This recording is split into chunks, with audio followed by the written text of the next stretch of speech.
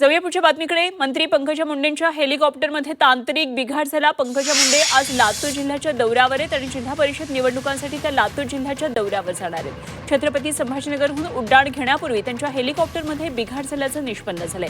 जिल्हा परिषद निवडणुकांच्या प्रचारासाठी मुंडे लातूर दौऱ्यावर आहेत आणि हेलिकॉप्टरमधल्या बिघाडामुळे आता सभांच्या वेळा पुढे ढकललेल्या आहेत। तर दुसऱ्या हेलिकॉप्टरनं पंकजा आता सभांना हजेरी लावणार असल्याचं कळतंय। सध्या जिल्हा परिषद पंचायत समित्यांच्या निवडणुकांसाठी प्रचाराचा जोरदार धुरा उडालेला असताना यामध्ये एक मोठी बातमी येते। प्रचारासाठी पंकजा मुंडे लातूर दौऱ्यावर जात असतानाच त्यांच्या हेलिकॉप्टरमध्ये बिघाड निर्माण झालेला आहे आणि या संदर्भात आणखी माहिती जाणून घेऊया। आमचे प्रतिनिधी ओम देशमुख सध्या आपल्या बरोबर आहेत। ओम, आज पंकजा मुंडेंच्या हेलिकॉप्टरमध्ये बिघाड झाल्याचं कळतंय, काय नेमके तपशील आहेत?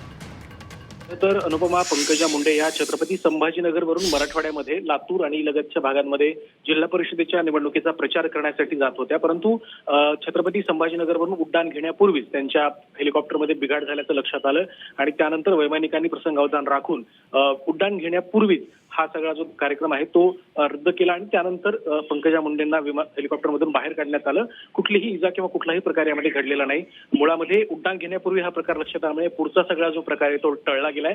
आता पुढील सभांना पंकजा मुंडे पर्यायी हेलिकॉप्टरने जाणार आहेत, त्यामुळे सभांचं नियोजन थोडंसं पुढे ढकललं जाईल, परंतु नेत्यांच्या सुरक्षिततेचा दौरा, हवाई दौऱ्यांच्या माध्यमातून जे कार्यक्रम केले जातात त्या सगळ्या गोष्टींचा आणि सुरक्षिततेचा मुद्दा पुन्हा एकदा ऐरणीवर आल्याचं पुन्हा एकदा पंकजा मुंडेंच्या या प्रकरणातून आपल्याला लक्षात येत आहे। ठीक, धन्यवाद ओम, दिलेल्या माहितीसाठी। ओम देशमुख आमचे प्रतिनिधी आपल्या बरोबर होते।